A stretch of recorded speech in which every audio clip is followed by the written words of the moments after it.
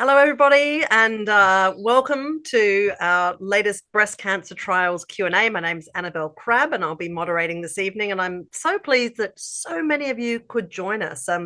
There's been a bit of excitement backstage because this is the biggest turnout we've ever had for any of these breast cancer trials Q&As, and we've just, I believe, in the last 10 seconds, tipped over 3,000 live viewers. So this is not something that I mention to intimidate anybody on the panel, but really, people, you got to make it good.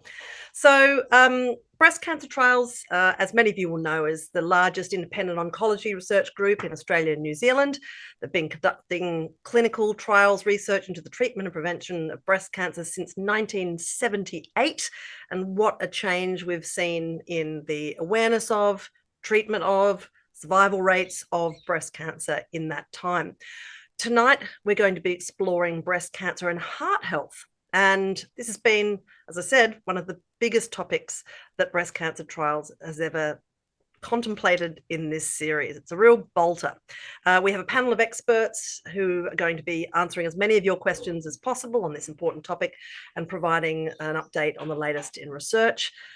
Obviously, this call is full of people who are at different places on their breast cancer journey. And one of the greatest things you can do to reduce confusion and fear is have access to people who are doing some of the most innovative and groundbreaking work in this area. So that's what these sessions are about. I do have a tiny bit of housekeeping before we get underway. I'm beaming out from Gadigal land, the land of the great Eora Nation. And I'd like to acknowledge the custodians of this place and also the traditional custodians of wherever it is that you're joining us from this evening. I know that we've got people from all over.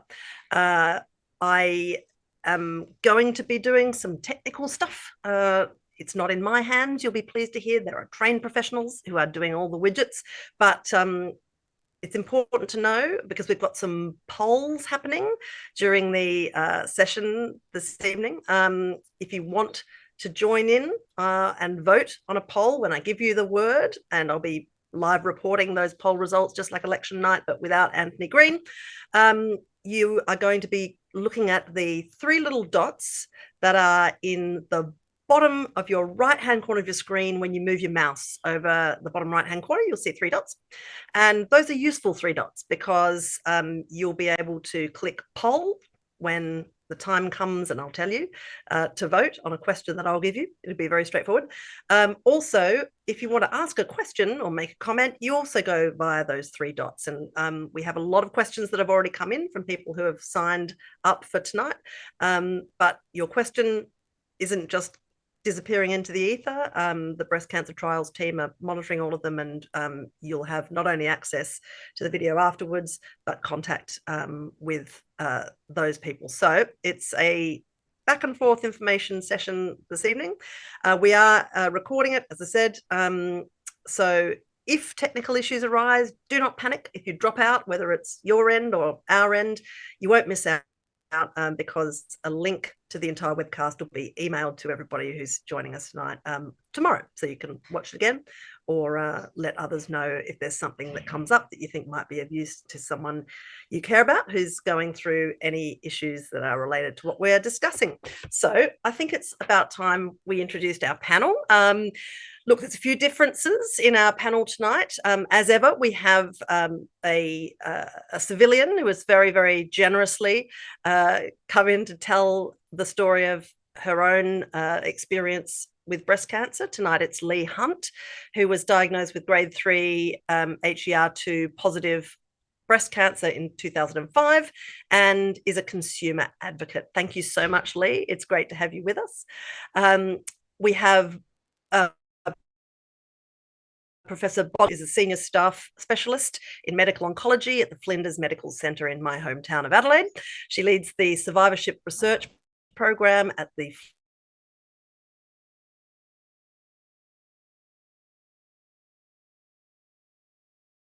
Flinders University. We also, in a first for this series, we have a GP. We have Dr. Alicia Thornton-Benko, who's a specialist GP and cancer survivorship physician from Sydney. And we have a cardiologist. Also a new thing. I've told Aaron that he is in the middle of an audition for cardiologists everywhere, and if this evening doesn't go well, we'll never have another one. I'm joking, of course. He is Professor Aaron Sverdlov. He's a cardiologist, tenured professor, and the co-director of the Newcastle Centre of Excellence in Cardio-Oncology at the University of Newcastle in New South Wales. The beautiful waterways and water lines, north of which are available for your viewing in Aaron's backdrop there. Welcome, Aaron. And finally, we have Associate Professor Eng-Siew Ko, who is the Senior Staff Specialist in Radiation Oncology and Research for Liverpool. That's a wonderful title that is, at the University of New South Wales, and from wherever you are. Okay, thank you to all the people who have sent in questions and who are watching tonight. Let's get you some answers. We're going to start tonight by just having a quick look at the range of questions that have been sent in for this panel.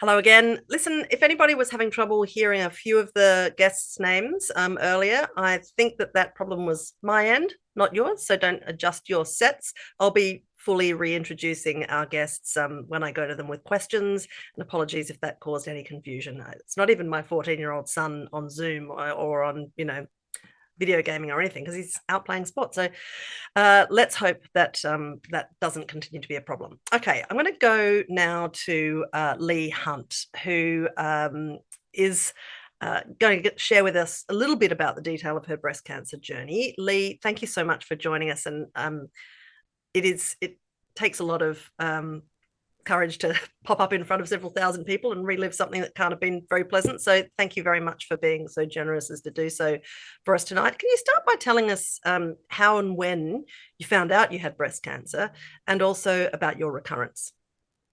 Hello, Annabel. Thank you. I'm enjoying being here today. It was in 2005, in the May, I had my regular mammogram and ultrasound. And the reason why I had that is that I had a history of benign cysts, and so I'd been having this for many, many years. But it was clear, so I thought, great, another year, I'm fine till next May. And then it was in the October that I actually found the lump myself. And so my GP sent me to have a biopsy, and the biopsy came back positive. So from that diagnosis, I had surgery, lumpectomy, plus sentinel nodes removed. And the pathology said that it was a HER2 positive grade 3 tumour. I had 18 months of therapy after that. Okay, so that's a lot to be coping with. Sorry, keep going. Yeah, and then in 2018 is when I had a recurrence. And as I said, I'd been having regular mammograms since for many years with the same radiologist. So this was 13 years later, and I thought, oh, no way am I going to get breast cancer again.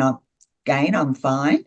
But when she did read the mammogram and the ultrasound, she detected suspicious changes in the tissue, very close to where the original lumpectomy had been.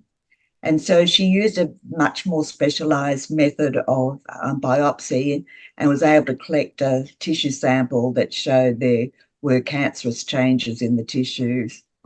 So I went back to my surgeon, who is my next best friend, because I've been seeing him since 2005. And he just advised more aggressive surgery because he said it could come back within 18 months next time. And you just can't keep on having lumpectomies. So I had mastectomy and then what's called a DEP reconstruction, it's a very major surgery. It was over 7.5 hours. Wow. Okay. So having gone through all of that, you probably weren't expecting necessarily to get heart problems. Can you tell me how that started? No. So actually, during my treatment, I had the first diagnosis of cancer. After the surgery, I had what's called AC chemotherapy, two very highly uh, powerful drugs. And then I had radiation therapy, and then I had what's called a targeted therapy, Herceptin. So that went for a period of 18 months. It was I've had lots of issues with heart problems. It was during the Herceptin treatment that my heart function started to decline. So when you're on Herceptin, they monitor your heart health by using nuclear medicine dye that goes and follows the working of your heart. And my heart was being quite badly affected by the Herceptin. So my oncologist said, have a 3-cycle break and we'll test you again and see if you can go on with the treatment. I did go on with it, but I was so ill that I couldn't finish the treatment. So I think the recommended cycle is 12 months of treatment. I couldn't finish. I was just far too sick. The symptoms were I was totally exhausted. I went from day after day after day with no sleep. It was so bad that I ended up with the GP and she sent me to a hypnotherapist. That didn't work. And I had to end up going on sleeping tablets just to get a couple of hours sleep. And another symptom was shortness of breath. I mean, my heart was just pounding and, just trying to keep my body going. It was just getting weaker and weaker. And at that time, I think I hit rock bottom. I was very, very depressed because when you always think pain's the worst thing, but it's not. A lack of sleep is the worst thing I've ever experienced. Well, it affects And everything, doesn't it? I mean, yeah, Lee, I just feel so sorry for you hearing all of these waves of complication crashing on you. I mean, did you know anything about cardiotoxicity and the possible side effects of some breast cancer treatments before you had breast cancer? I mean, you sound like a specialist now. I'm convinced that you could probably treat people. You obviously got pretty yes, I broad do. I do work knowledge. a lot in this area in research, but unfortunately, that was not the beginning. That's just the beginning of it. So it was actually about 5 years after my diagnosis that other symptoms started to emerge. I'd be just doing something and I studied. Suddenly, I felt very, very dizzy, and that got worse and built up into fainting. So initially, I thought, oh, it's just due to my low blood pressure, and I've been under a hematologist for an autoimmune disease and my blood pressure. But when I went and saw him, he said, no, straight off to a cardiologist, because there was more evidence coming out about cardiac issues with Herceptin. And so he thought, oh, it's that, it's heart failure, but the beginning of it. But it wasn't. The cardiologist did batteries of tests, and he believes that my heart is just been weakened. It's a muscle that's been weakened by the toxicity of the chemotherapy drugs that I had. Okay, so could you finish off just by telling us what treatment you've had to deal specifically with these heart issues, and how's your health today? I think everyone Yeah, will want to know. yeah. Well, the, my treatment was virtually side effect things to actually, because I explained, my heart is actually being very weakened by the chemotherapy drugs. So it's having to work much harder. And that's to get blood flow through and dizziness is caused because the blood flow is not getting through to the brain. So I'd had another issue with some vascular issues with valves in my vein collapsing and blood pooling in my leg. And he felt that if I actually had that dealt with, that would help blood flow back to my heart. And it's, my heart would be, not having to work so hard to get the blood back to my brain. So the surgery very much helped with that. I'm actually have to keep on top of that because I've got another issue to do. And so I'm actually seeing the vascular surgeon again tomorrow. Oh my gosh. Doctors are my best friends. Right. Well, as a casual observer, Lee, I have to say it doesn't look to me that you have any ongoing cognitive issues, but you've certainly had to deal with just a ongoing series of side effects and ancillary issues. And I think, for many people watching, it might square with their own experiences of having chemotherapy, for instance, and not being able to quite tell which side effects are which, and what indicates the presence of another problem. And that's part of the reason why we're all here tonight. And Yeah. Thank you again, Lee, for sharing your experiences. I'll come back to you over the course of the session. In the meantime, it might be worth just taking a temperature of the room here of all the people watching. I'm going to go to the first of our poll questions. These are anonymous, so you won't be reported or outed, but I'm just interested to hear specifically about your experience of breast cancer and heart health. So again, go to the three dots at the bottom of the screen, select polls. There's a simple question to start off with, which is, have you experienced cardiovascular complications after your breast cancer treatment? Yes/no. Nice and simple one, easy to read the results, and I'll be sharing them with you shortly. In the meantime, I'm going to bring in Bogda. I'm going to reintroduce Bogda in case any of my glitchiness prevented you from hearing her full name and qualifications earlier. Professor Bogda Kochwara, who's a senior staff specialist in medical oncology at the Flinders Medical Centre in glorious Adelaide, and leads the survivorship research program at the Flinders Universe Research Institute. Bogda, thank you for coming and sharing your extensive expertise with us this evening. I'm going to start by asking you, look, how cardiovascular complications after a strong response to this call out, people interested in hearing about it. Can you describe how common they are? So the interesting problem that we need to overcome when looking at how common these complications are is recognizing that it depends how you count them. So first of all, there are many different types of complications. Secondly, the rate varies depending whether you count them early after the cancer treatment or sometime down the track, and whether you're counting symptoms that relate to complications or whether you're just looking at asymptomatic abnormalities on tests, like, for example, a cardiac echo. And the rate also varies whether you looking at people kind of in real life setting or clinical trials.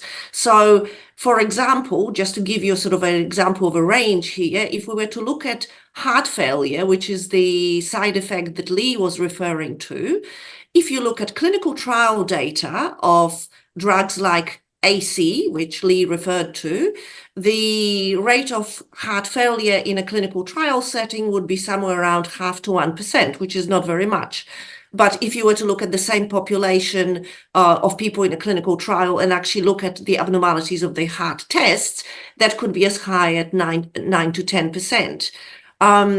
If you were then to look at what happens in real world population, so not very healthy and fit people who take part in clinical trials, but potentially people who are not so healthy in normal day-to-day practice. And if you measure that a little bit further down the track, so not 2 or 3 years after giving treatment, but maybe 5 or 10 years down the track, the likelihood of cardiac failure could be as high as 30%.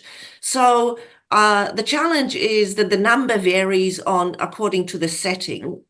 Probably the other most important factor is that we need to remember that cardiovascular disease is very common in general population. So the issue of rate of cardiovascular disease after cancer is important, not just in terms of how common is it in general, but is it more common than if you never had cancer in the first place?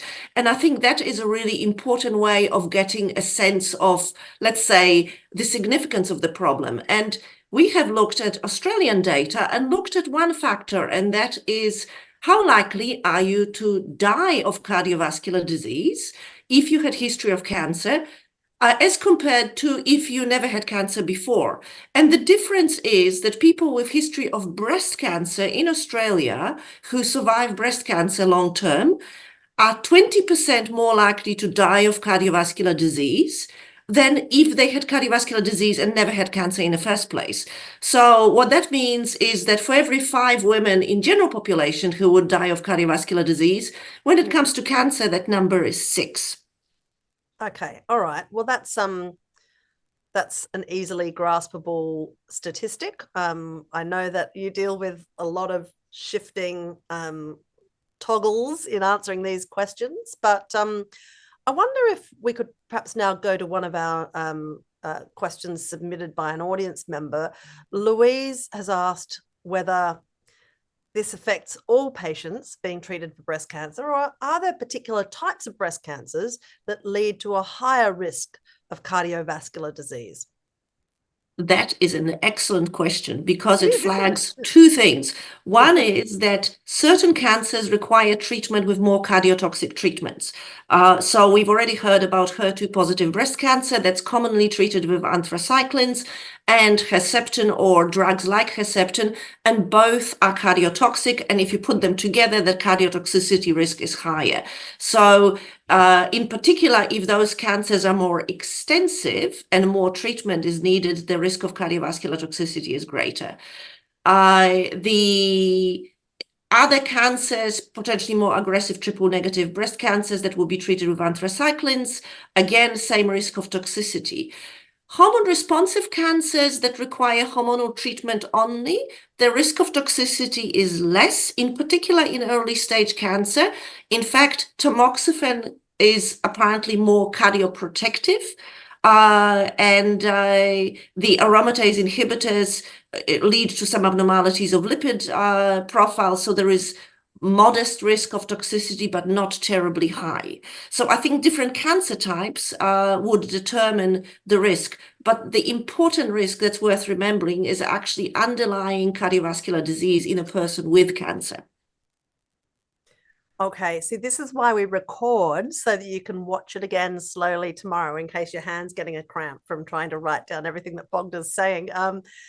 Angela has asked, just looking at some other variables in your matrix, she wants to know whether demographic, age, or ethnicity can impact your risk of having treatments side effects that impact your heart. Indeed, they can. And it's worth remembering that cancer and cardiovascular disease have a certain similarity in terms of risk factors. So the older you get, the more likely you are to get one or the other. If you have pre-existing comorbid conditions, so heart disease, diabetes, etc., you're more likely to get toxicity. Unfortunately, people living in socioeconomic disadvantaged circumstances are more likely to have multiple chronic conditions and greater risk of cardiac disease. The good news is that some ethnicities potentially reduce risk, for example, Asian ethnicity, and that again parallels cancer itself. But unfortunately, in a country like Australia, it is age and other chronic conditions that are the biggest predetermining factors. Thank you for running so crisply through all of those complex interlocking factors. I'm going to give you all the results of that poll now, thanks to the marvel of technology. Our first poll shows us that of the audience currently participating, 41% of viewers have experienced cardiovascular complications after breast cancer treatment, compared to 59% of viewers who say they have had no complications. We keep in mind all of the factors to keep in mind that Bogda outlined earlier, including the passage of time. Now, I'm going to turn now to our first ever cardiologist, who graces our panel this evening. I'll reintroduce him in case my system glitched. You missed his name the first time round. He is Professor Aaron Sverdlov, who's a cardiologist, tenured professor, and the co-director of the Newcastle Centre of Excellence in Cardio-Oncology at the University of Newcastle in New South Wales. Welcome very much, Aaron, and thank you for being our canary cardiologist down the coal mine of the breast cancer trials Q&As. Now, I'd like to start by asking why you think a multidisciplinary approach is needed in the treatment of breast cancer. Well, firstly, thank you very much for having me. It's an honor to be the first cardiologist on this panel. I'll try to be a valuable addition. So, back to your question. So, with the multidisciplinary care, I think it's all extremely important. And to be honest, not just in breast cancer, but in majority of chronic conditions, cancerous or otherwise, we know that multidisciplinary approach works. It's better for the patient, better for the carers. It takes into account a lot more than any single specialty can. None of us are experts in everything, especially when it comes to something as complex on many levels, not just health, the financial toxicity, the multimorbidity, the disruption to the lifestyle that comes with cancer. It's critically important that the team that helps manage that for the patient not only has the patient and their carers at the center, but also communicates with each other cross-disciplinary. And unfortunately, cardiology and oncology have been quite siloed for a very long time, up until fairly recently when we started to actually talk to each other. It has been long an issue of when those two specialties didn't talk to each other, there were things like a form of heart cardiovascular toxicity happened. Cardiologists would sort of offhand go, "No, stop cancer treatment." And that's to the detriment of the patient, where we know that a lot of cancer treatments with early signs of toxicity do not need to be stopped. They may not even need to be modified. There may be other things that can be put in place, and the potential life-saving cancer treatment can continue as planned. And it's all to do with close communication between the cardiovascular and the medical oncology. I think in the last 5 years, I've learned more about non-cardiac drugs than I have for my previous entire career. And I continue learning about every 2 weeks of a new oncological drug that comes on the market. But really, it's about communications that we can discuss patients who have complex needs with the oncologists, with allied health, with their GPs, who may be aware of a lot more problems that we may consider, and talk to the patient and see what is the best solution if there is a problem.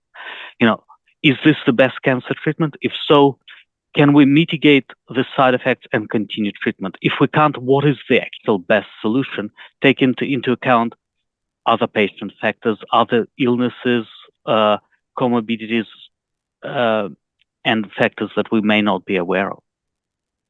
Aaron, I'm sure that there'll be many people on this call who are negotiating, differing specialists, and what you say about communication and specialists talking to each other is going to be music to those people's ears. I wonder if you could just, so that we know what we're talking about, just quickly list the symptoms that you typically see among patients who may be experiencing side effects relevant to you from their treatment for breast cancer. Sure. So as Bogda has mentioned, there are actually different types of toxicities, and depending on what sort of toxicity we're talking about, the symptoms may vary. And unfortunately, some early toxicities have no symptoms at all. The most feared and the heart failure, which is actually not the most common, of course, and luckily so, but the symptoms are hard to pick up initially because people frequently ascribe those symptoms to the effects of cancer treatment itself, because to begin with, they're fairly non-specific. Increased lethargy or increased tiredness, shortness of breath, drop in exercise tolerance, things that people associate with cancer treatment anyway, and it may not necessarily become apparent that this is actually a symptom of heart problem developing. But weight gain and fluid retention are also symptoms that are probably a little bit less common with cancer therapy. Chest pain, lightheadedness, as Lee has mentioned, fluctuations in blood pressure. Sometimes people can feel it both as lightheadedness and headaches when the blood pressure is high, lightheadedness when the blood pressure is low. But some of the side effects, such as increase in cholesterol, small increases in blood pressure, which actually engender a very high long-term cardiovascular risk, don't have any symptoms until too late. Okay, so I'll bring in a question now from Carol, who's written in to ask, when do the majority of people start to show side effects relevant to you, and at what point should they go to a cardiologist? So, once again, a little bit treatment specific, depending on what treatment they are receiving or received, and how carefully we look.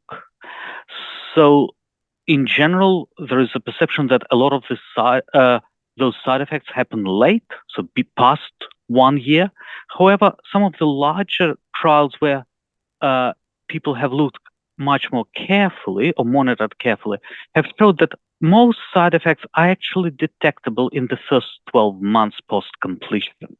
So if you look, especially heart failure and sort of more serious conditions like that, 98% of people who are going to go on to develop the problem would have had some sign on objective tests in the first 12 months. Oh, okay, so that's what shows up in trials where you're actively monitoring. So correct. I'm asking because it really gels with a question that Sarah's asked. Is it common for cardiac toxicity to be detected or diagnosed years after completing treatment for breast cancer? So I anticipate your answer is yes, but that doesn't mean it just started then. It just wasn't detected. Correct. So yes, it is, and it can become apparent, especially with certain conditions, even further, 5-10 years. For example, and I'm sure Dr. Koh will mention, with some late effects of radiation therapy that may not become apparent until much later on. But still, with heart failure, the side effects of medical or systemic oncological therapy, if we look carefully enough, most of it will be detectable in the first 12 months. We know from our studies that even blood pressure, cholesterol, abnormalities that have no symptoms, we can detect them usually by about 6 to 9 months time point. Okay, great. Thank you, Aaron. I've conducted a straw poll of participants and we have voted to keep you on the island. You're very handy. We're holding on to you. Thank you very much. Thank you.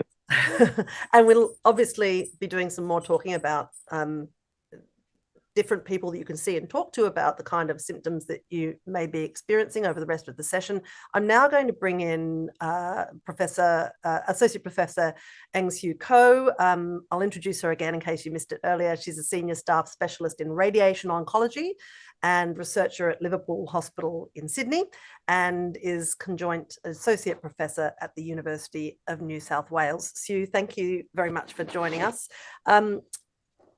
As our specialist in radiation oncology on this panel, can you start by telling us how health professionals coordinate the care of patients where there can be several specialists involved? Thanks, Annabel. I think we've already touched on the fact that really our ethos in Australia and New Zealand and internationally is multidisciplinary care. So it's really asking ourselves, who is our A team? And traditionally, it's been the oncology specialists, the doctors, the nurses, the care coordinators, allied health, and of course, the centre of that is the patient, and the through line is their primary care specialist as well. But I think now we see that that team's actually expanding to people like Aaron, cardiology, and different disciplines that we really need to call on. I think the other aspect about the multidisciplinary team is that it's dynamic. So by that, I mean, you will have a different lead specialist over periods of time. It might start with the surgeon and then the baton is handed to the radiation doctor, the medical oncologist, et cetera, et cetera. I think it's about accessing providing best care at the right time. It's about optimal communication, and it's about how do we have a team that can navigate this very complex health ecosystem that we all love, but we know certainly has its challenges. Thank you. That's a great answer. If, of course, you're Lee, you end up in a book club with all of them because you've spent so much time dealing with them over the course of several bouts with the disease. Look, a number of our viewers have asked questions specifically about radiotherapy, Sue. Alison has asked, how can radiation treatment impact the heart, and also how it can be protected during treatment? Thank you. It's a great question. So I think at the outset, I'd say that radiation or radiotherapy is a really safe, proven and effective treatment for many patients with breast cancer. And that's been borne out over decades and decades of experience and research. But I think it's actually very true to say the best way to minimise risk from radiation is not to have it at all. And we'll certainly be talking about the EXPERT trial and other trials that may be appropriate for patients with very low risk breast cancer. So for patients who actually do have an indication for radiation, and we think that the benefit outweighs some of the side effects, we know that particularly patients with left-sided breast cancer, because that's where the heart predominantly sits in the chest on the left side, we know that by the anatomy of where the heart sits in relation to the breast tissue, it's almost unavoidable to have a small radiation dose delivered, particularly for patients who are having not just breast radiation or chest wall, but needing their lymph nodes around that area treated, because that's a bigger volume and therefore the heart might receive a high dose. But I think the good news is that we're able to accurately measure exactly what dose is delivered to the heart, and we have certain thresholds, and in the vast majority of patients we can successfully meet those thresholds or come under those thresholds. To your question about new techniques, radiation is a very technical area and there's a lot of advancements. It's a very dynamic field, and in the last 5 to 10 years there's been a new technique called deep inspiration breath hold, where, as the name infers, you take a deep breath in, you hold your breath for a number of seconds, and of course we do train patients how to do it, and they actually hold their breath for a few seconds during the actual radiation delivery.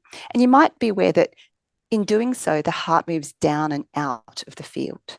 So we actually use that technique, deep inspiration breath hold, or DIBH, for selected patients, particularly left-sided breast radiation and those that require nodal radiation.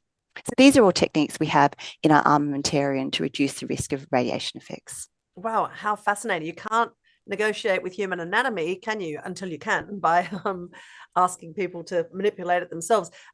Just quickly, Jenny has asked, again, everybody's concerned about what should I be looking for and when. She wants to know how soon into radiotherapy for breast cancer could cardiac issues become evident? Your experience? Yeah, that's a great question. I think that similar to what other panelists have talked about, the cause of cardiovascular sequelae are usually multifactorial. So it's actually quite challenging, if not almost impossible, to isolate what are the effects due to radiation alone versus chemotherapy versus different drug treatments versus the patient's own health conditions. But I would say that generally when we look at the overall relatively low incidence of radiation effects, they generally tend to be not acute. So they don't occur during or weeks or months afterwards. If we do see them, as Aaron I think has spoken to, it's a long latency period. So that latency tends to be usually many, many years. So that's a good thing, but it's also challenging because we know we need to be able to detect those sequelae accurately a long time after treatment exposure. Okay, thank you. And I'll finish up with you on a question from Claire, who said, is it normal to have a higher resting heart rate after chemo and radiation? And how do you tell the difference between what is normal and what is something that you need to see a doctor about? Another fantastic and insightful question. I would think that, as this panel's talked about, sometimes these symptoms are not particularly specific. It's hard to know. Look, I think if a patient has concerns, see the healthcare professional, their A team. I think that as it relates to radiation, specific rhythm or conduction abnormalities of the heart are actually not common at all, which is good. We do see it, but if we do see it, it's actually quite rare. The other point I'd make again is that sometimes we can see an interaction between radiation and chemotherapy or other systemic treatments. So even if we look at things over time, it's very difficult to discern or tease out which is related to what treatment over time. I think heard in this series 100 times. If you're bothered by something, go and ask. No such thing as a stupid question. And I Absolutely. see from your enthusiastic nods that our relevant experts on the panel agree with that. People, I think, often feel like they don't want to be a pain, or they don't want to be a crybaby, or they don't want to be a bother, but better to be a bother if it's bothering you. Right, so another poll question. Just interested to see what of a drop-down list of symptoms you've experienced, if you're one of the 41% of participants who have experienced cardiovascular complications. If you go to those 3 dots, there's a list of side effects, everything from fatigue to cold sweats to swelling. Pick anything that you've experienced there, and I'll bring you those results in a minute. Time to bring in our inaugural GP on a breast cancer trials Q&A panel. I'll reintroduce her. Her name is Dr. Alicia Thornton-Benko, who's a specialist GP and cancer survivorship physician from Sydney. Welcome, Alicia. Thanks for having me, Annabel, and everyone. What role does specifically a GP play in the treatment and care of breast cancer patients? Well, as has been mentioned tonight on numerous occasions about the multidisciplinary team, GPs are quite central to that, I suppose, in that they are there for the long haul. They're there through the care continuum. We might not be as important for the active treatment, but oftentimes we have been there from the beginning when the patient may have been diagnosed or screened to diagnosis. And then obviously when treatment occurs, we do play less of a back seat, but we are still there, and we're trying to really integrate that primary care more and have people more aware that we are still there. We do want to be a part of it. We do want multi ways of communication with the treating specialists so that we can support the patient and their families through the treatment, whether it's mental health support, what have you, and as well after treatment. But getting back to before treatment, we have a role to play, which I think we need to bring awareness to, and particularly when we're talking about heart health, because obviously we know more about those comorbidities, those other illnesses, those other conditions that a patient may have prior to cancer. So in the case of heart health, and potentially having cancer treatments, which may cause some heart effects, either acutely or long-term. So there's blood pressure and diabetes and raised cholesterol levels, or if someone's overweight. So we certainly can try and prehabilitate a patient and get them in the best possible condition prior to treatment, and bring awareness to them that the treatment that you're going to have is very important, but we need to try and optimize these things, and also do a risk assessment, communicate that risk to the treating oncology team and or a cardiologist as appropriate. So I think that's where we have a very, very important role, and to highlight patients that might be higher risk. And then when we talk about after treatment, obviously is surveillance, monitoring, screenings, ongoing support, and further optimization of those other factors, lifestyle choices, etc. So that's kind of our role over the continuum. And as you know, Professor Coe said as well, the dynamic nature, we all have a role to play, but we'll play more important roles at different points. But I think the GP can be that constant, and we hope that as we integrate further, patients gain trust that we are there, and we are there to support through the journey and provide the care required as needed. And of course, you're a regular contact and somebody with whom perhaps a patient might not feel silly about asking a question that feels, foolish or whatever. Absolutely. We're a safe space, and I think that's what we want. So we are a safe space, and then we're experts at knowing where to address the questions and helping patients navigate the system as well. Great. I've got 3 questions which I'll whip through from contributors. Lauren has asked a really great question, which I think is top of mind for somebody who's at the beginning of negotiating a strange landscape full of choices and probabilities and confusion. She says, well, how do you balance making the right decision for your breast cancer treatment, knowing that there may be side effects? You know, I guess you see a range of patients, some of whom are like, throw everything at me, and some who are like, okay, how bad is this going to be? So how do you recommend balancing and making the right decision?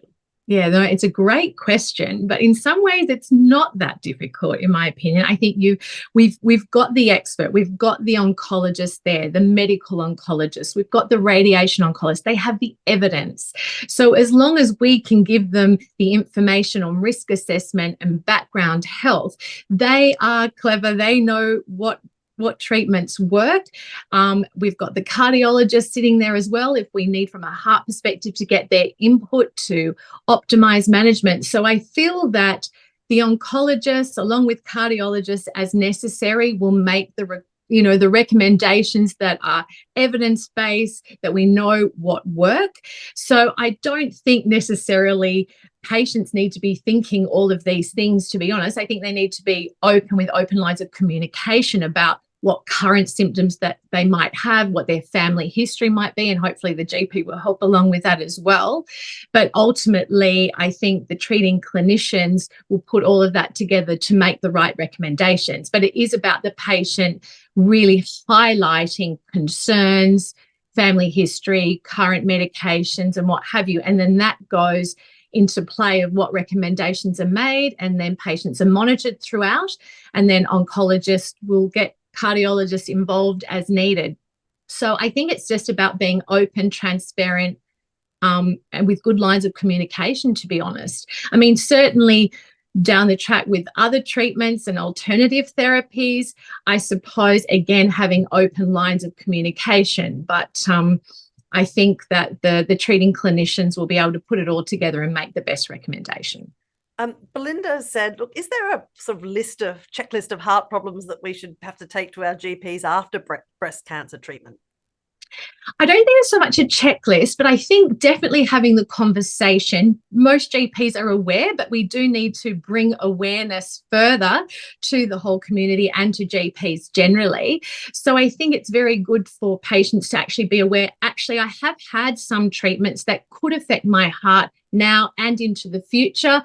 Have those open lines of communication and say, so can we please, be aware of this? Definitely ask for a care plan or a surveillance management plan, finding out from the treating team, do I need to have echocardiograms? Who's organising them? How often? What's going on with my blood tests or my cholesterol levels or what have you?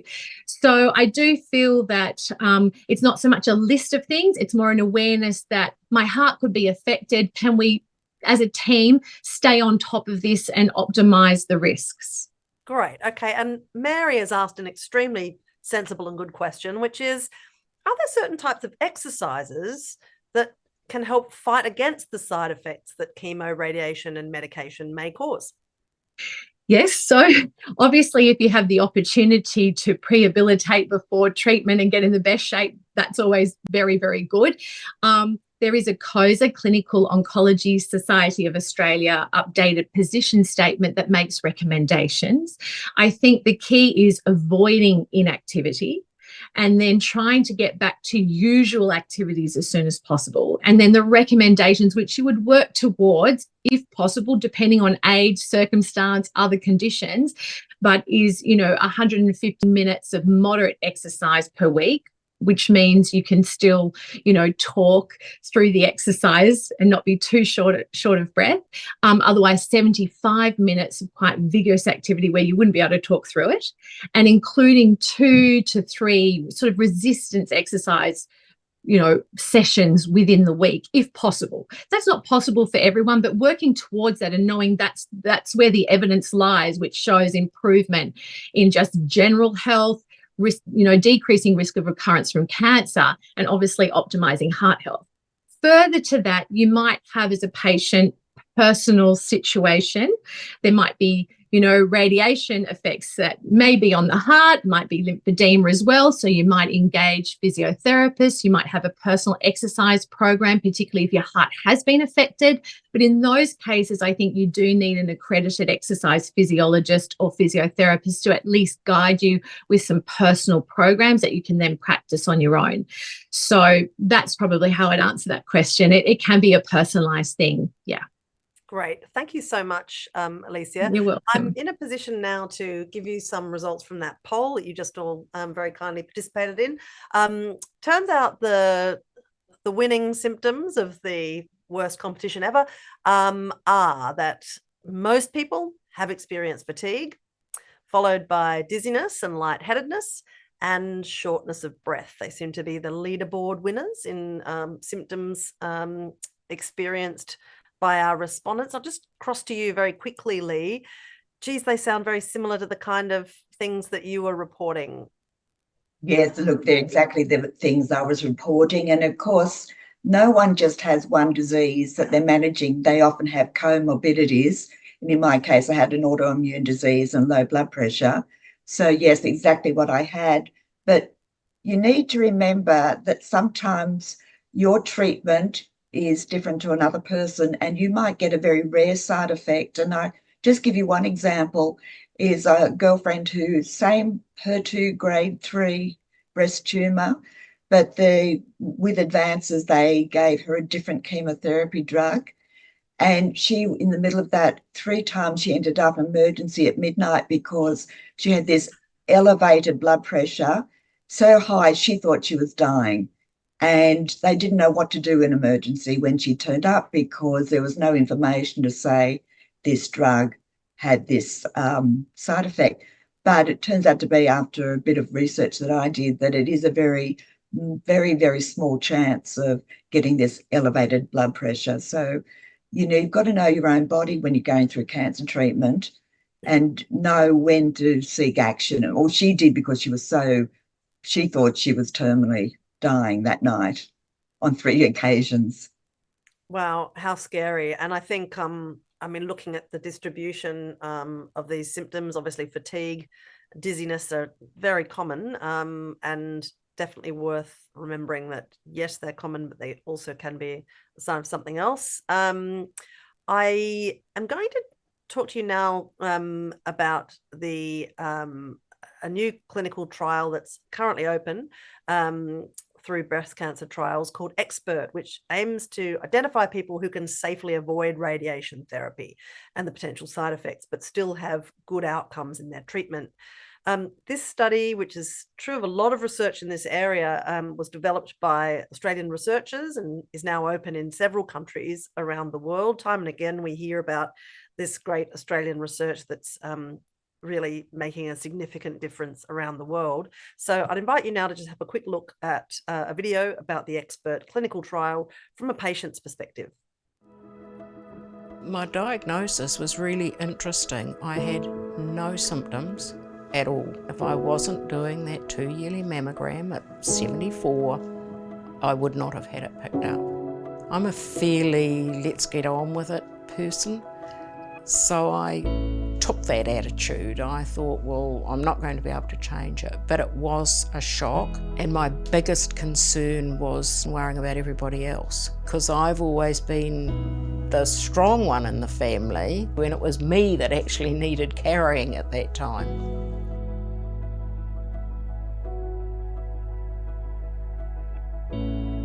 The EXPERT clinical trial was fascinating. I came back for my post-surgical results. He said, I'll share with you about this research trial, and gave me all the information, talked me through it, beautiful explanation of everything, what it involved, how it got picked, who did what, and that you could pull out at any time, that you could still go and see an oncologist and get another opinion. So before I'd even got out to my car parked out the back, I'd decided I was going to trust the science. So agreeing to go on the trial, it's been a positive experience, peace of mind, because it was having all that extra histology being done. The 3 monthly follow-ups. Jenny, the research nurse, is very supportive, and just somewhere else you can go if you need information or can talk to. I thought if I was randomised after all this extra testing as low risk, didn't I owe it to other over 70-year-old women to participate in the trial if it was going to help decide in the future whether women of any age needed to go through radiotherapy and the potential side effects of it. Medicine and science only evolve, don't they, because people research and we see it on a daily basis around the world. From when I did nursing in the 60s or training to what the nurses do now and some of the treatments now. I mean, it was a given 40 years ago if you had radiotherapy treatment that you were going to be really unwell. And clearly, even over the 5 or 10 years of this trial, things will change. So if this research can change or guide the further treatment of women with breast cancer, well, it's a no-brainer in my view. It's just a no-brainer.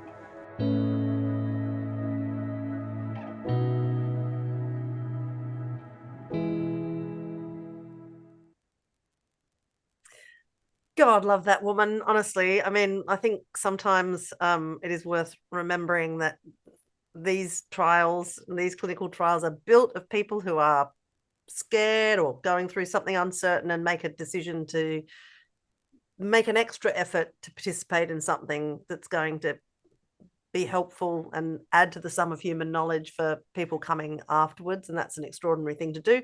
Obviously, participating in a trial also, apart from generating intelligence, also gives you access to clinical supervision and knowledge about your own condition. Bogda, do excuse me my little sentimental rant. It's just marvelous to see human beings making an effort to contribute to the stock of human knowledge, particularly when it's such a significant one. Just where is research up to at the moment in terms of reducing the side effects of treatment? So, in particular in breast cancer, we have done so well in improving cancer control and cancer cure rates that now the focus of research is, can we achieve that very same result with less toxicity? And I think there are multiple approaches here, and I think about them kind of in three ways. The first one is you don't get toxicity if you don't have cancer, or you don't need to treat cancer. So prevention of cancer is really an important approach, and early detection. How can we get people to identify who needs to have earlier screening, more complex ways of screening to detect cancer early? So treatment is either very minimal or short in such a way that the exposure to toxic treatments is minimum. So that's one approach. The second one is, can we make treatments less toxic? And obviously, if we give less of them, then we might prevent toxicity. And the trial we've just discussed is a very good example of it, but there are others. There are now clever ways of identifying whether the treatment is working, and perhaps if it is, then we may not need to use as many drugs as we initially set out, or we can finish treatment sort of earlier because it's quite effective. We can also monitor for toxicity, so to identify it earlier, so maybe the treatment of toxicity is instituted earlier and therefore may be more effective, and the toxicity may be what we call asymptomatic, which means that you may detect abnormality of a test, but not necessarily a particular symptom in a patient. So limiting the treatment so toxicity is less likely to occur is another one. And the third one, where I'm particularly excited about, is how can we make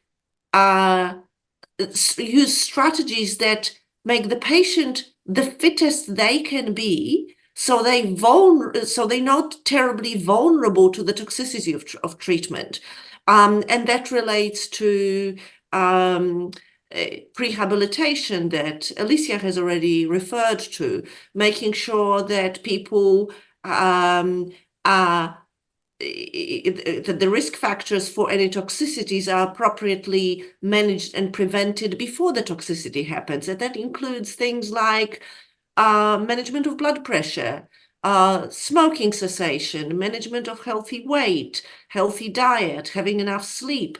And this is a really exciting area of intervention because this is an area that is so dependent on what patients do themselves. And that's something that we should be doing more of, both in terms of general recommendation in practice, but also in research of how do we make that approach easier and earlier and more available to every patient. So is that where you see specific research going in the future in this precise area around reducing heart side effects from treatment? I think that when it comes to cardio-oncology, which is the area of cardiovascular disease and cancer, this is a very important area because the patient is at the center of the experience of toxicity. So they have a very important role in preventing and managing any toxicity that might occur. But I think there are also some other opportunities. And I think that one thing that is worth pointing out is that historically, as Aaron had pointed out, oncology and cardiology lived in their respective silos and didn't really connect. But these conditions are very closely related. We now know that cardiovascular disease is more common after cancer, but did you know that if you had cardiovascular disease, you're more likely to develop cancer? So there is something that connects the two conditions. And if we could understand the mechanisms of how these two conditions develop, I would hope that we could develop treatments that actually target both. So we could treat cancer and prevent cardiovascular disease in the future and vice versa. To me, that's the next frontier that we yet entered. Oh, okay. Well, this is interesting. And it seems like a perfect cue to bring Aaron back in. As we learn more about the impact that life-saving breast cancer treatments can have on heart health and the interconnection between these two conditions, I'd love to hear your thoughts on this question of where research should be pointed. Thank you. I completely agree with what Bogda just said about the breaking it down into these three categories. And obviously, as a cardiovascular person, particularly my research is more towards the last one, how, I don't have the field of early cancer detection is not so much my expertise, but how is it best to manage or rehabilitate a person? Okay, we couldn't have prevented their cancer, but what can we do now at the beginning of their cancer journey to reduce their cardiovascular risk in the future and potentially improve cancer outcomes by negating the impact of cardiovascular disease? And as Bogda pointed out, it's all about management of joint risk factors, smoking, obesity, sedentary lifestyle. All those are actually risk factors for both cancer and heart disease, and managing those at the onset is extremely important. People who have poorly controlled blood pressure, cholesterol, kidney disease actually do worse during their cancer treatment, both from the cancer point of view, they're more likely to develop complications, and from a cardiac point of view, because they're more likely to develop toxicity. But sort of with my research, cardio-oncology research hat, I sometimes break it down actually in four categories of where I see research is happening now and where it's going. And that's fundamental research. So that's about understanding, okay, we haven't been able to stop cancer from developing in people or toxicity as yet. What we don't actually know very well is how exactly different cancer treatments cause cardiovascular toxicity at a mechanistic sort of cell process level.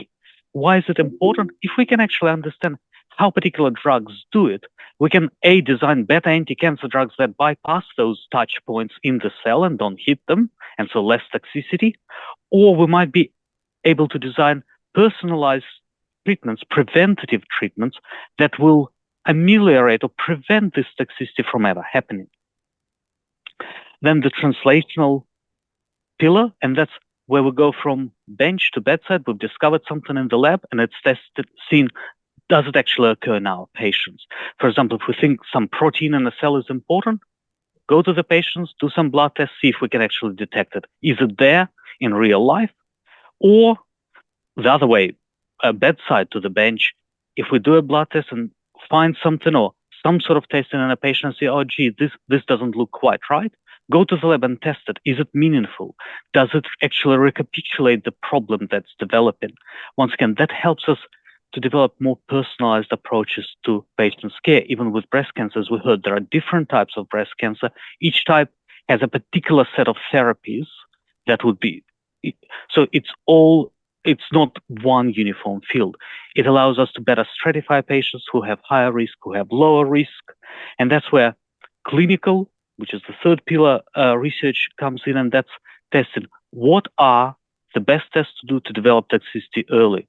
What are the best tests to do to risk stratify patients before treatment who is more or less likely to develop a problem? If they're more likely based on either tests or imaging, or then they need to close the surveillance to detect problems early and treat them. Whilst majority of patients who are low risk and are not going to develop a problem can be saved from potential unnecessary tests with all the implications of time, financial cost of doing tests that are not necessary. And finally, models of care. We now have first international guidelines of approaches to managing cardiovascular issues in people with cancer, but how do we actually implement it in real life? Because guidelines are great, and they might be fantastic if you live in central Sydney and have access to things, but even then it's challenging. What happens if you live in Moree, where the nearest big cancer hospital is 600 kilometers away? So it's about how do we implement what we actually already know into real everyday practice to help our patients get through their cancer journey in the best possible way. And and there is a lot of work being done in various places, in various aspects of this research about implementing models of care in sort of more disadvantaged or remote communities, actually trialing drugs, and there might be likely a trial starting next year of combined anti-cancer agents that are actually cardioprotective together.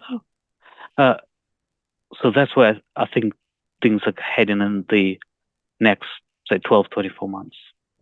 Hey, Aaron, thank you so much. Everything that you're saying, I think, reinforces this view that the sharing of information, the prehabilitation, which is a word I'm completely new to, but it seems to be just a no-brainer across so many areas of health and preventive health. Knowing your patient and knowing not to go on mad kind of loops that aren't useful, using your knowledge of your patient and the knowledge of the fields around you to create those gates of awareness for patients. I do have a third poll question, and it's about the prevalence of cardiovascular conditions. If you click on those three dots at the bottom of your screen and select polls, the third and final question asks if you've been diagnosed of any of the conditions listed following breast cancer treatment. The list is there, so just check what's relevant to you, and we'll come back with the results of that poll question shortly.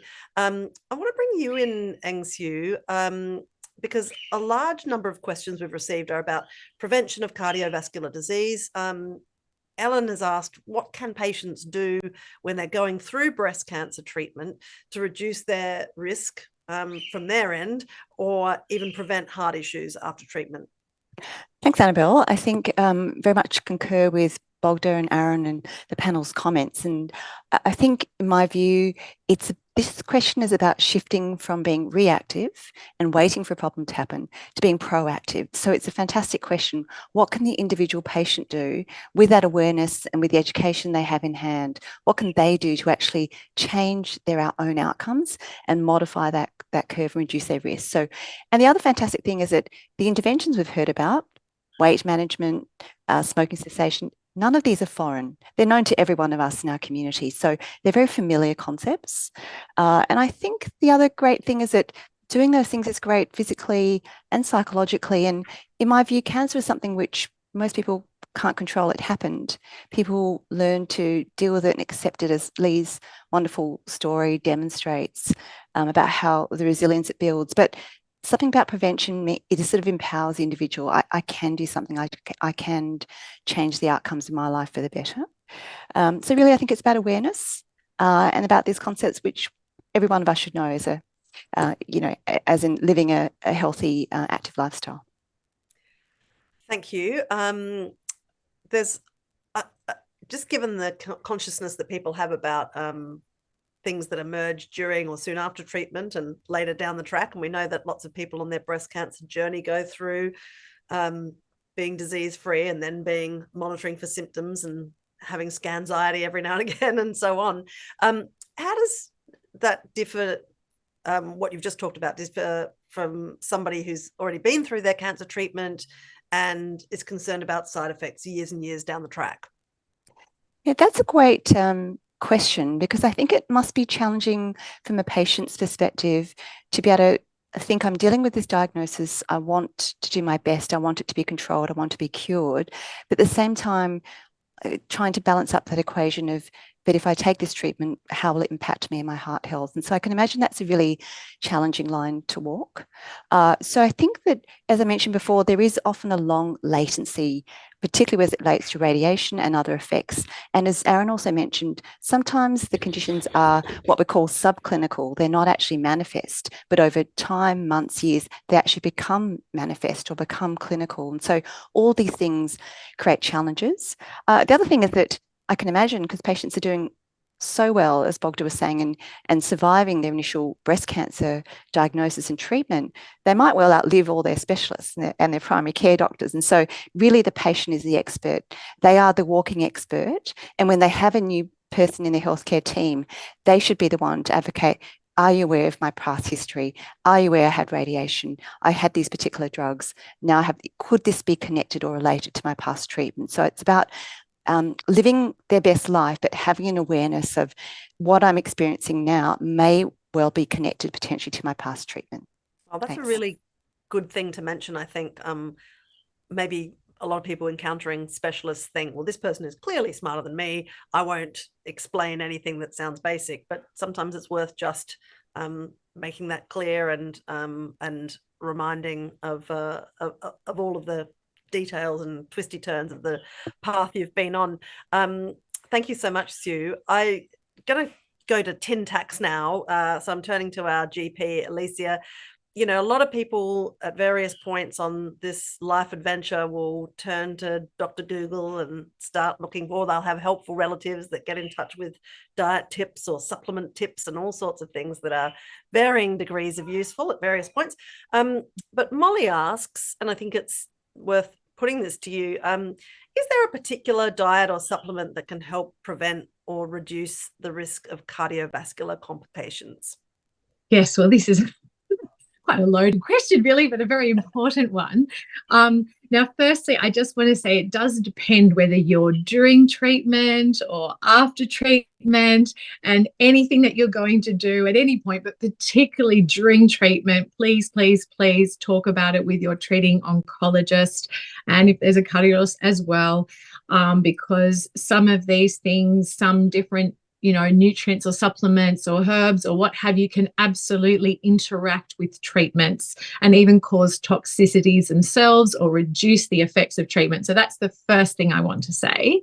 And the second thing is, you can always see a nutritionist or, dietitian that's skilled in this area to help really personalize it. So this is just very, low-key generalized information that I'm providing now.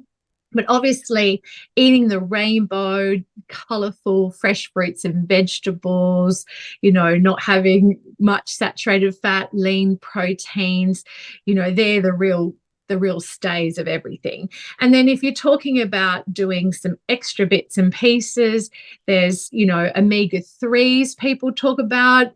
Aaron, Prof. Svedlov might have a bit of an opinion with those, but they have been known to potentially lower blood pressure a little bit, bring down triglyceride levels if they're raised. But, and they're in fish, oily fish and what have you. mainly, but again, you have to be open and transparent about these things during treatment. Plant sterols are another one. You can have supplementation of plant sterols. They occur in plant products. Making sure you have adequate vitamin D levels, and the GP can check those. That's always useful. Making sure you're having enough fibre nutrition, and that's very good for just general heart health and preventing the absorption of the naughty low density lipoprotein cholesterol levels. And then another one which is talked about a lot, again, maybe Prof. Sverdlov would like to have a little opinion with it, but coenzyme Q10. Now, this has some mixed evidence. It certainly can interact with some cancer treatments. However, there's evidence to show that potentially it has some cardioprotective properties. So they're the things that I would sort of mention in a general way. Is there anything Aaron would like to add to that? Or Aaron, is there anything you'd like to throw in? Look, no, I agree with Alicia about all those measures.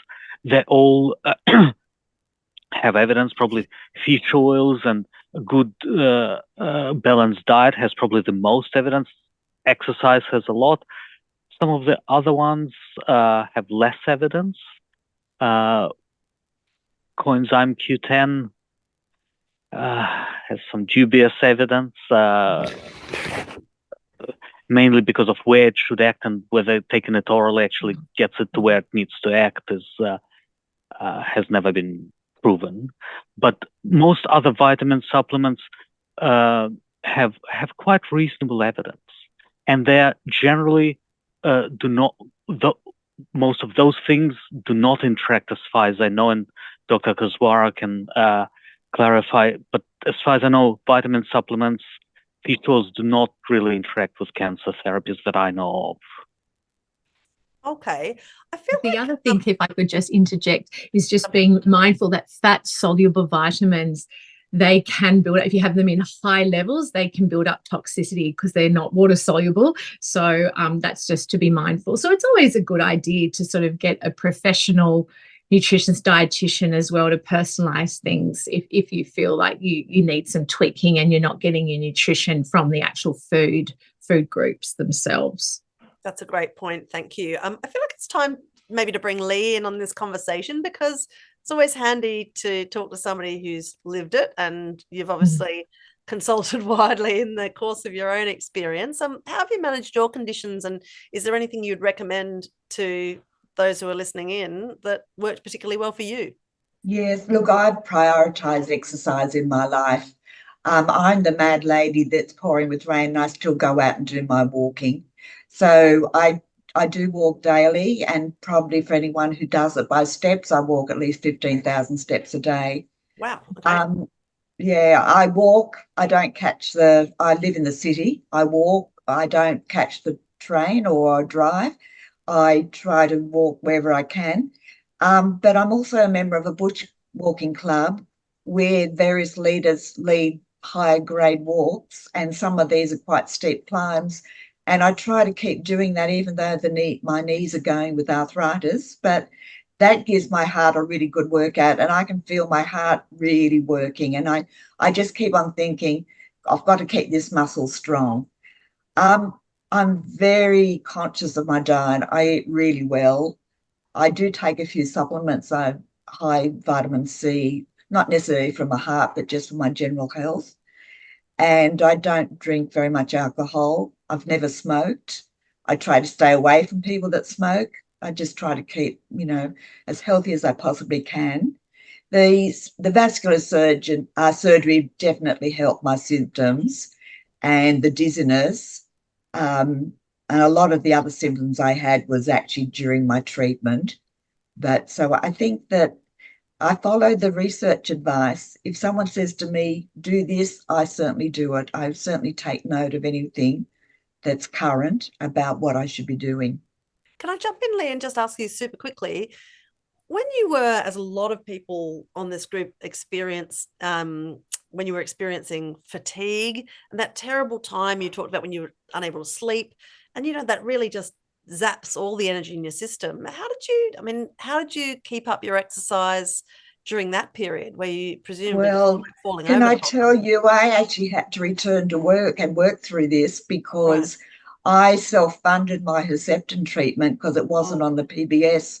And so, in a way, having to work, I think maybe helped me stay focused. I'm a teacher. I was a teacher. I was surrounded by very supportive staff members, but some days I'd do the walking, I'd be crying. I felt so ill, but I knew I had to keep doing it. And I think people said to me, "Oh, you're very strong." I said, "Well, it's not strong. I want to live." So, I did everything I possibly could to survive. Wow. It's an extraordinary story that you've lived, Lee, and thanks for sharing it with us this evening. I'm amazed at your fortitude. I'm just going to drop in the results of the third and final poll for this evening. We're getting towards the end of our chat. The results of the third poll are that 32% of participants have been diagnosed with hypertension, which is high blood pressure.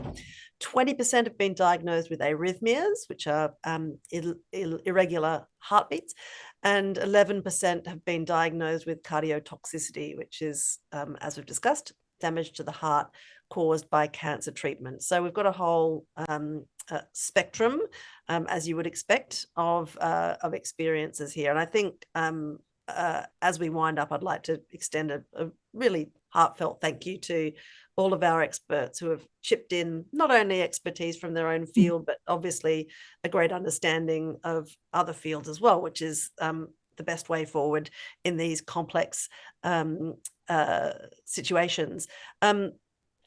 I want to ask a final question, if I may, to Aaron, and it comes from Megan, who asks, how often should breast cancer patients or survivors have their cardiovascular health monitored? How should they do that? And what are the benchmarks they should be aiming for?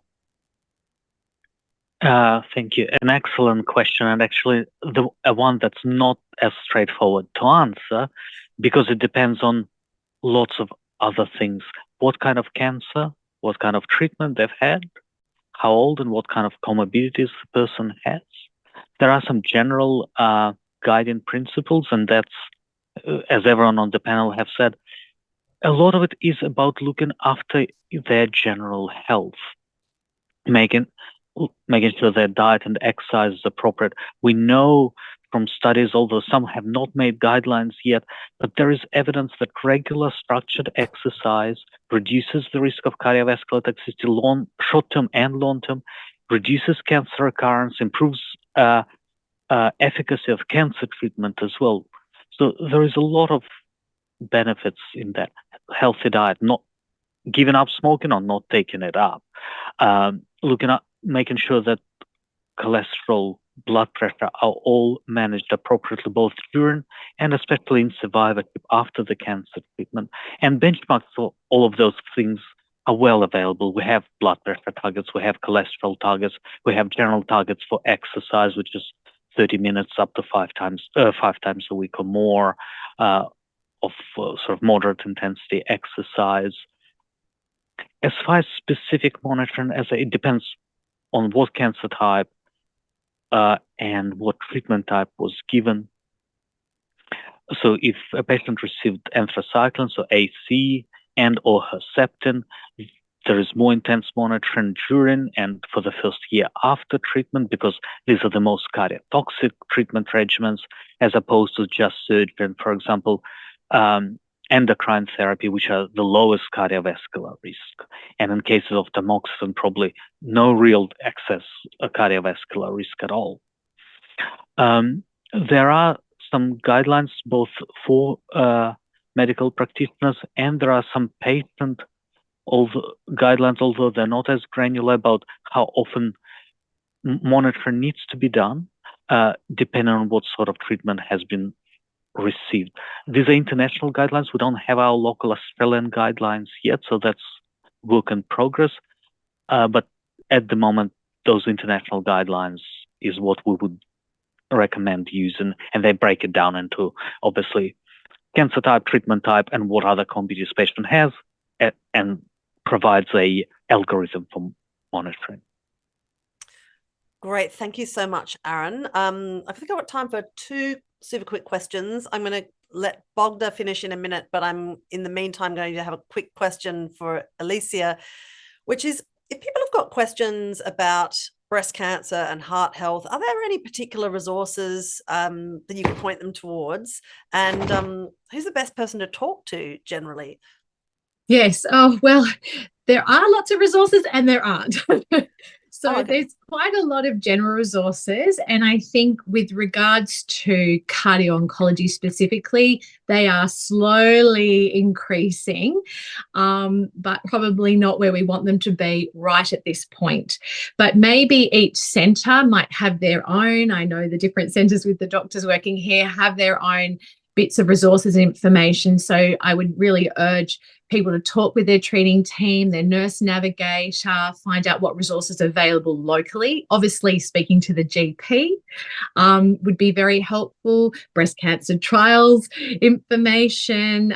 There's an e-cancer video that Prof. Bogda has taken part in that has some helpful information. Obviously, Cancer Australia, Cancer Council also have downloadable resources. They're kind of general, but if you look through them, you'll see bits and pieces that are pertinent.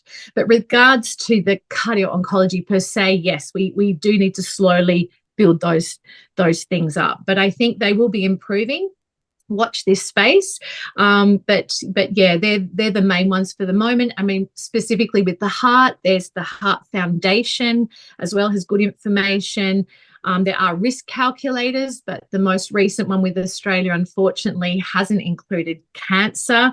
So just have to be mindful of adjusting risk accordingly, and just being mindful, informing the GP that there are some guidelines out there with cardio-oncology and they can look those up or reach out. Great. Thank you very much, Alicia. And I'm going to close off the evening by addressing this one to you, Bogda. I can see that from your vigorous head nodding while Alicia was talking that you're all up for increasing resources and connectivity. Just on a practical level, what would you love to see improve around care in oncology, cardiology, and primary care? This might be a little bit simplistic, but I think that we really need to remember to ask the patient what's important to them. Because this whole discussion about cardiac disease and cancer is a discussion about long-term game. And in that, patients do not stay in acute cancer centers. The doctors move on, retire, but the patient is very, very invested in maintaining health long-term, and they need to have the right tools to do that. And they usually know what's important to them, what matters to them, what other conditions they have. And I think we need to start investing some resources in assisting patients in being effective in managing their health in a long run.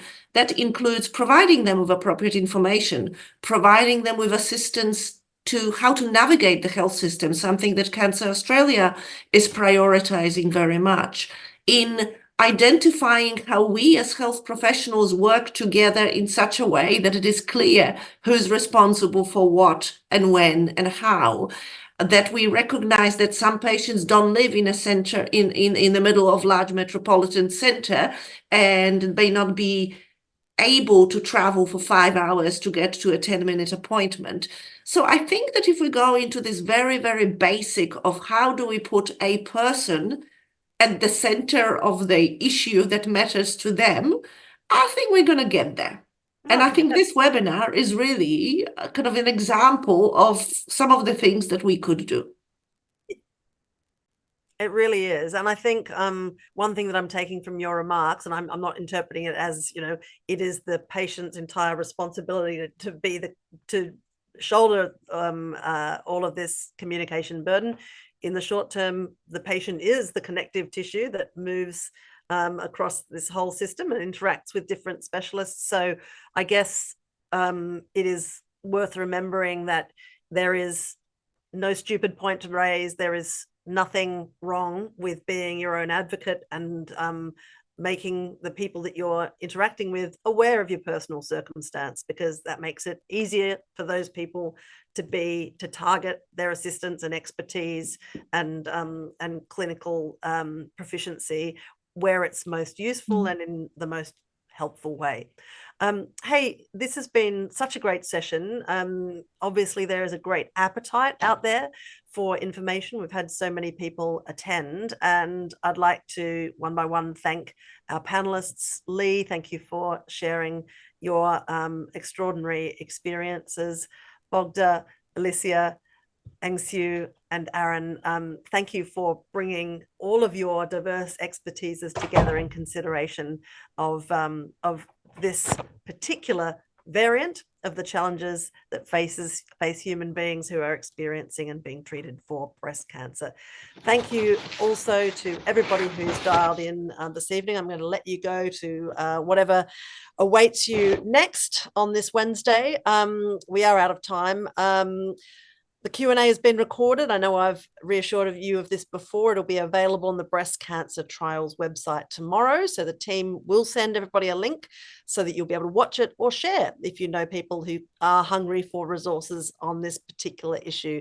As you know, Breast Cancer Trials is committed to improving outcomes for every person diagnosed with breast cancer through clinical trials research. These trials delve into every breast cancer issue and ancillary issue.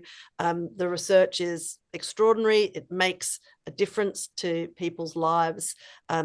Breast Cancer Trials does look to the community to help support this important research. And so if you or your family or friends are capable of making a donation to support that research, you can do so via the website at www.breastcancertrials.org.au. Thank you so much for joining us this evening, and we'll catch you next time. Enjoy the rest of your Wednesday evening.